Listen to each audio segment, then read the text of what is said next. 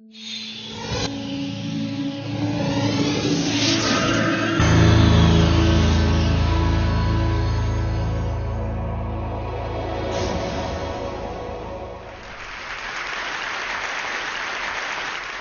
have had the distinct blessing in my life to have worked on a bunch of amazing projects, but the coolest project I ever worked on was around this guy. This guy's name is Tempt. Tempt was one of the foremost graffiti artists in the 80s. And he came home from a run one day and said, "Dad, my legs are tingling." And that was the onset of ALS. So Tempt is now completely paralyzed. He only has use of his eyes. I was exposed to him and my company. I have a company that does design and animation, so obviously graffiti is definitely an intricate part of what we admire and respect in the art world. And so we decided that we were going to sponsor Tony and Tempt and his cause. So I went and met with his brother and father and said, "You know, we're going to give you this money. What are you going to do with it?" And his brother said, "I just want to be able to talk to Tony again. I just want to be able to communicate with him and him to be able to communicate with me." And I said, "Well, wait a second, isn't that, I mean, I've seen Stephen Hawking. Don't all paralyzed people have that ability to communicate via these devices?" And he said, "No, unless you're in the upper echelon and you've got really amazing insurance, you can't actually do that. That these devices aren't accessible to people." And I said, "Well, how do you actually communicate?" And he said, "We run it." Has everyone seen the movie The Diving Bell and the Butterfly? That's how they communicate. So run their finger along that. I said, that's archaic. How can that be? So I showed up with the desire to just write a check. And instead, I wrote a check that I had no freaking idea how I was going to cash.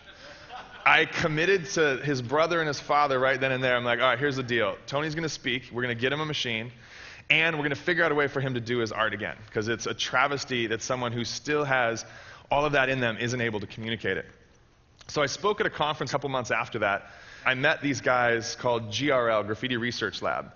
And they have a technology that allows them to project the light on any surface and then with a laser pointer, draw on it, and it just registers the negative space. So they go around and do art installations like this.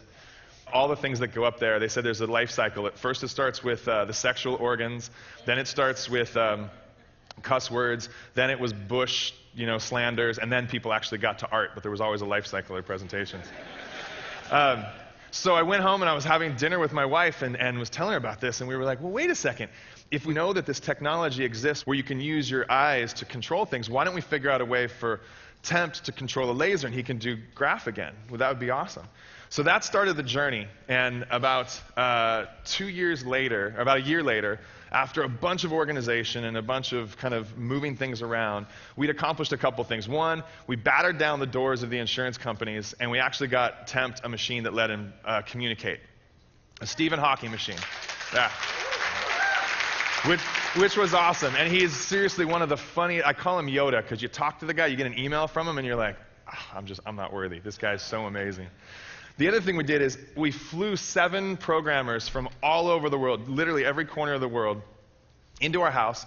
My wife and kids and I moved to our back garage, and these hackers and programmers and conspiracy theorists and anarchists took over our house. A lot of our friends thought we were absolutely stupid to do that, and that we were going to, come back and all the pictures on the wall would be removed and graph on the walls. But for over 2 weeks, we programmed, we went to the Venice boardwalk. My kids got involved. My dog got involved. And we created this. This is called the iWriter. And you can see the description. This is a cheap pair of sunglasses that we bought at the Venice Beach boardwalk. Some copper wire and some stuff from Home Depot and Radio Shack. We took a PS3 camera, hacked it open, mounted it to an LED light, and now there's a device that is free. You build this yourself. We publish the code for free. You download the software for free. And now we've created a device that has absolutely no limitation. There's no insurance company that can say no. There's no hospital that can say no. Anybody who's paralyzed now has access to actually draw or communicate using only their eyes.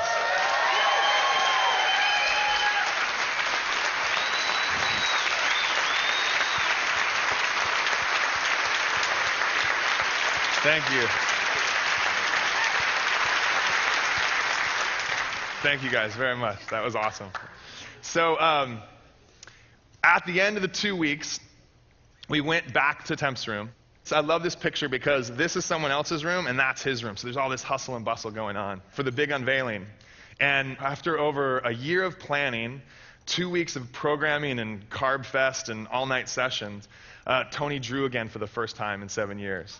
And this is an amazing picture because this is his life support system, and he's looking over his life support system. We kicked his bed so that he could see out, and we set up a projector on a wall out in the parking lot outside of his hospital, and he drew again for the first time in front of his family and friends, and it's just like, you can only imagine what like the feeling in the parking lot was. The funny thing is we had to break into the parking lot too, so we totally felt like we were legit in the whole graph scene too.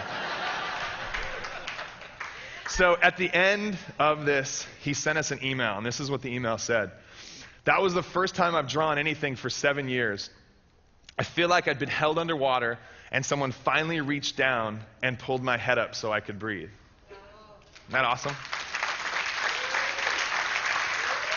So that's kind of our battle cry. That's what keeps us going and keeps us developing. And we've got such a long way to go with this. This is an amazing device, but it's the equivalent of an Etch-a-Sketch, and someone who has that kind of artistic potential deserves so much more. So we're in the process of trying to figure out how to make it better, faster, stronger. Since that time, we've had all kinds of acknowledgement.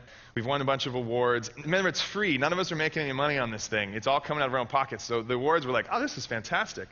Armstrong Twittered about us. And then in December, Time Magazine honored us as one of the top 50 inventions of 2010, which is really cool.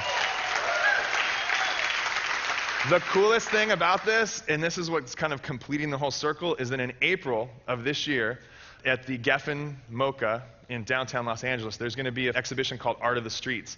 And Art of the Streets is going to have pretty much the badasses of the street art scene. Banksy, Shepard Fairey, Cause, all of these guys will be there. Temp's going to be in the show, which is pretty awesome. So basically this is my point. If you see something that's not possible, make it possible. Everything in this room wasn't possible. This stage, this computer, this mic, the iWriter, it wasn't possible at one point. Make it possible. Everyone in this room, I'm not a programmer, never done anything with ocular recognition technology, but I just recognized something and associated myself with amazing people so that we could make something happen. And this is the question I want everyone to ask yourself every single day when you come up with something that you feel that needs to be done. If not now, then when? And if not me, then who? Thank you, guys.